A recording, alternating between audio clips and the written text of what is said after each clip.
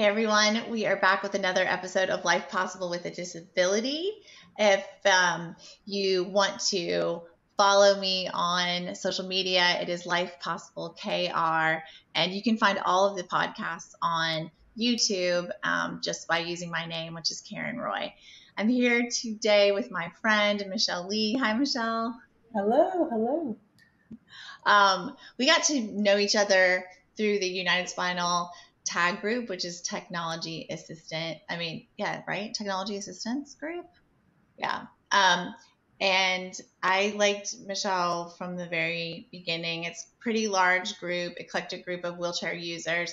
And we are all kind of giving our feedback on making technology more accessible to people with all types of disabilities. So, um, Michele, tell us a little bit about yourself and we'll kind of go from there. Sure. So, hi, Karen, and hi, everyone. I'm so glad to be here. This is my first podcast, so I'm excited to do this, and also really excited to share a little bit about me, but also the work that I'm doing. So, my name is Michele. I am based in Chicago, and it's freezing today. It's like 25 or something, so it's terrible. And I use a wheelchair, so I've had a spinal cord injury for almost 20 years now. I injured myself in a car accident. So I was driving to go pick up my family, as one does, right before college graduation, like maybe 3 days before, and I just going to the airport like normal, Wow. and didn't make it to the airport. I don't really remember what happened. I I was told by eyewitnesses later that I had like flipped my car like 5 times into the Wow. oncoming side of the highway. So I'm like pretty lucky to still be alive.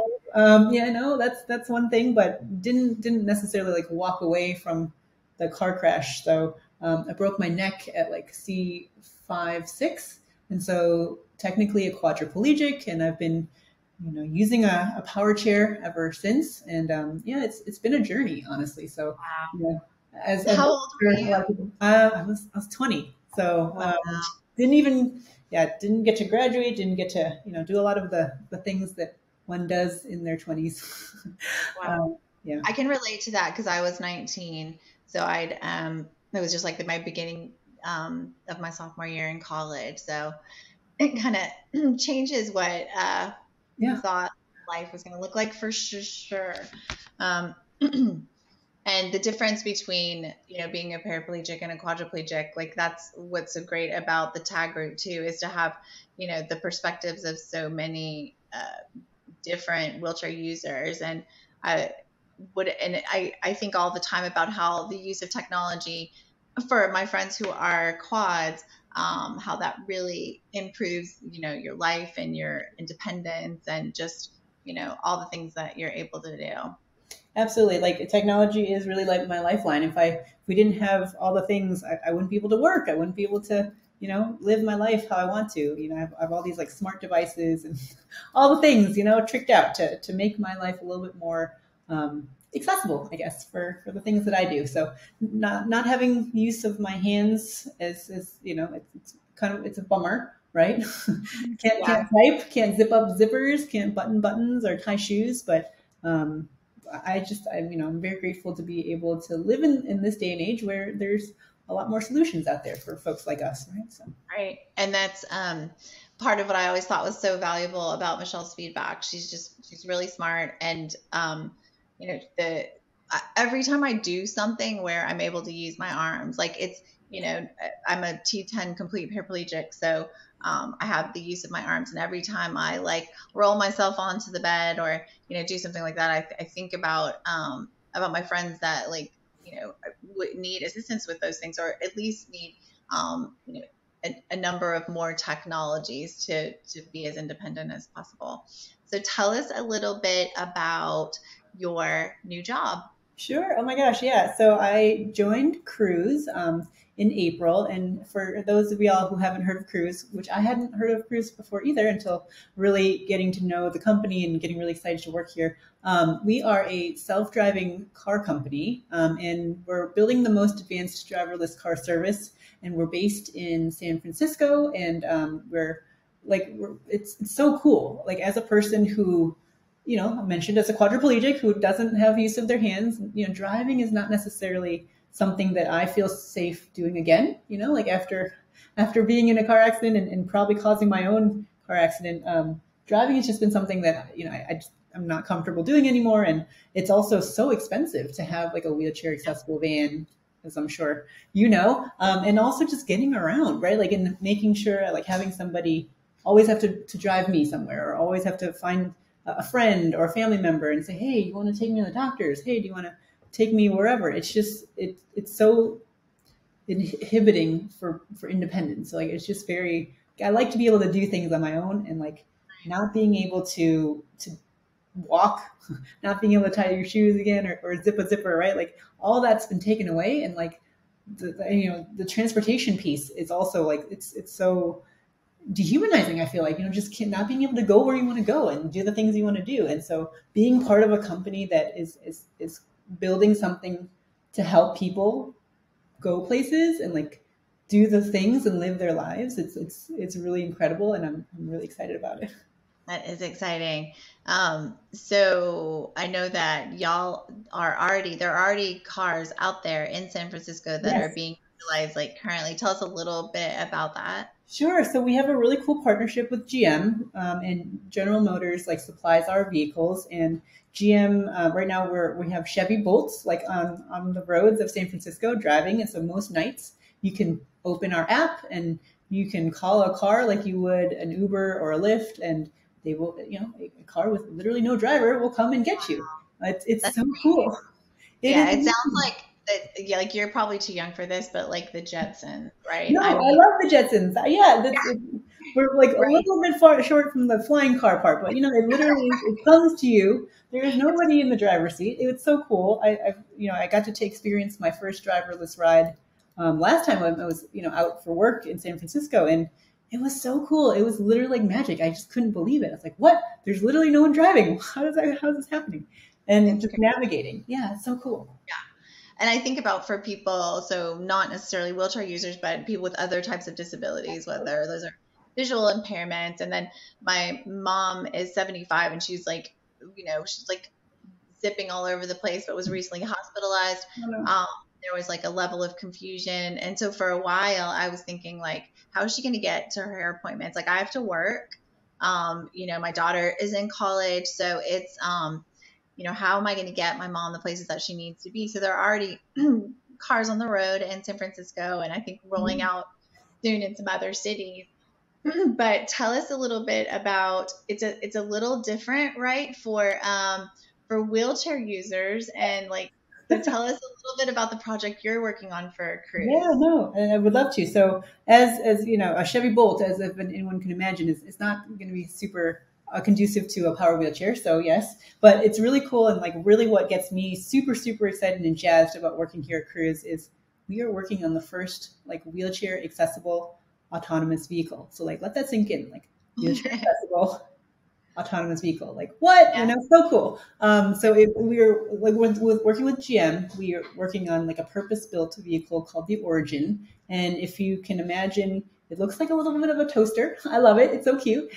yeah, Inside, there's no steering wheel, no brake pedals, so we've freed up a lot of space on the interior for stuff like for wheelchairs, maybe even and like more leg room even. But yeah, so the Origin has campfire seating, and like there's no pedals and all those things that I just mentioned. But we're designing a wheelchair accessible version of our Origin, which is so exciting to me because how cool it would be to like pull up an app wherever you are and like a wheelchair accessible autonomous vehicle comes and gets you. right. Amazing. Yeah. And I think that like in different cities when I'm traveling Yes. and the cities that do have, like, say DC, for example, has quite a few vans, accessible vans that you taxis basically. But there are a couple of them where I've been like, where you go into the back of the vehicle and your wheelchair like remains at like an angle. I don't know if you've ever Yes, had. in the back. I hate those actually. It feels like Yeah. your luggage, like a piece of luggage. So Yes, I like it shocks me every time. I'm like, wow, you can tell in the design, even of just that van, yeah. that probably wheelchair users were not involved in the process of creating that because it's extremely uncomfortable. And I Um, feel like dangerous, right? Like how is that okay to be sitting next to like, just like a thin door in the very I back? think that my head was like, so the ramp like folds up, and I'm pretty sure my head was like hitting the Mhm. back of it because of the way that my wheelchair was tilted at an angle. So I love that Cruise is not trying to like retrofit, that they're designing from the ground up and Yeah. using your feedback, Michelle. And oh my So gosh, we're it's not just me, right? It's a whole team. It's incredible. There's like engineers involved, both on the GM and the crew side. I mean, I feel very, very privileged and lucky to be able to be part of the team and to be able to help shape like the future of tech, like of transportation and technology, that intersection, because it is not even just me, right? Like you mentioned, it's folks with other types of disabilities. It's elderly folks. It's folks who just, maybe you don't want to drive that day, right? But you have a mobility device. It's so many people that we can change lives, and um, it's really cool to be part of it. And I'm like really excited for the future, but also like we have we've got a ways to go because we're working together with the disability community as well. So it's not just me, but working with organizations like United Spinal and like the National Federation of the Blind and like other great organizations that are constantly giving us input and feedback so that we can really build something it's accessible for everyone. right.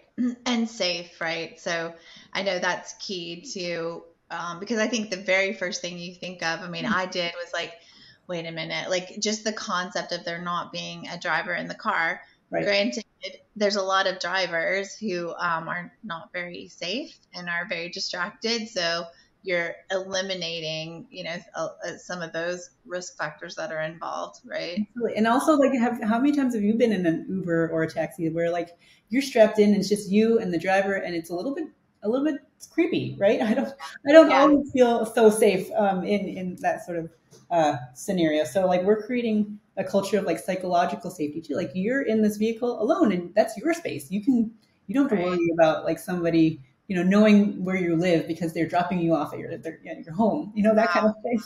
I So never I'm even like, thought of that. Yeah, I mean, a lot of times because of the angle of the door and the space for me to get my wheelchair in, and then I use like the grab handle, and there isn't always one in the back seat. The "Hmm, door to the back seat usually doesn't open as wide, so I sit in the front seat with the driver, which is oh no." very, very awkwardly Yeah. intimate with a stranger. And then, I mean, honestly, sometimes you have to deal with the biases of the person that's driving the Yep. car. Yes. And sometimes there can be quite unfriendly, like not, and I would say not the majority of the time, but there are times where I'm like convincing the driver that he should take me, that the wheelchair is not a big deal, and like I Yes. can show you how to fold it, and we can do this together, right? I have to talk him into it.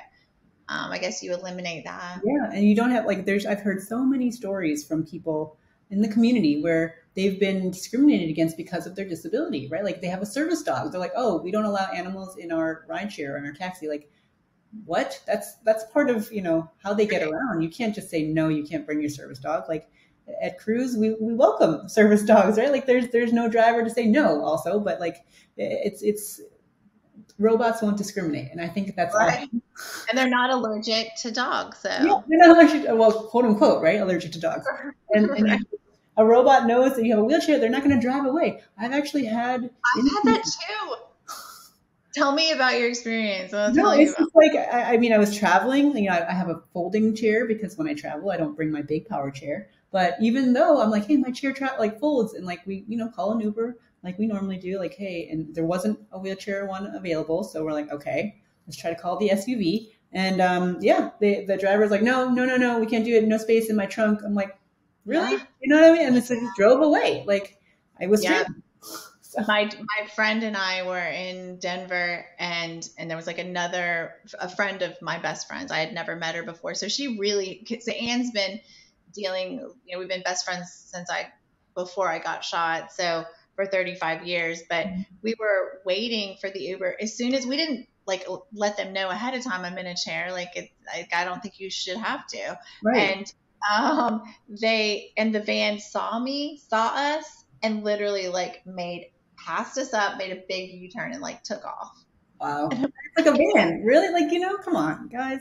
Yep, it was a female driver. She just like Oh left. my So God. I mean, those are like some of the things I think that maybe able-bodied people literally have no idea that we deal with just trying to get from point A to point B. Yeah, and just how terrible like transportation is for folks with disabilities. Like if you live in a rural area, if you live in like, a suburb, there's just not a lot of options. And even like public transit, it doesn't go everywhere all the time. Yeah, And so it's just, there's not a lot of good options. And I'm just so excited that Cruise is we care about accessibility and serving the communities that we're going to be in. And that right. is like really, really cool to me. That is really cool. So I think there are ways that maybe other people could get involved. You said like Yeah, you work directly for Cruise, but there are other people that are able to give their input when they're absolutely. Yeah. So we're always doing user testing and always trying to validate the things that our engineers are designing are like, really working for the community. So we're in the midst of user testing actually this week we're inviting wheelchair users in San Francisco. I know it's like if you're in the Bay Area, hey listeners, come find me. But they would love to like invite more folks to do user testing in the Bay Area. But we also do have remote opportunities as well for like, when we're thinking through new designs or new services or new features. We have focus groups, etc. So and I'm constantly trying to recruit more people to our database of people with disabilities for our accessibility research testing. So would love to be able to share a link with you, Karen, and maybe you can share with your listeners. But we really want to work together with the disability community to create the things we're doing because nothing about us without us. Oh my gosh. I literally like that was a perfect intro to that because I was just going to say nothing about us without us. Well, Michelle, I'm really exciting. It seems like science fiction, but it's kind of crazy that like it's actually happening. Some of these vehicles are already in use, and y'all are well on your way to like creating technology that's accessible for people with all types of disabilities. So I would love to have you on again in the future as things continue to develop, and just because I love you. Oh, Um, thank you. yeah. I will, everything that we just talked about and the information about Cruise, and if you want to get involved and you want to get on a list of people with disabilities that Michelle, a database that they can access as they continue to create this self-driving car that's accessible for everyone. Michelle, thank you so much for being my guest. It's so great to see you. No, so great so great to be here and like I'm glad that we get to talk, but also happy to come back and share more as we have more updates and more progress. So would love that. All right, Michelle, have a great day. Thank you. Thank you.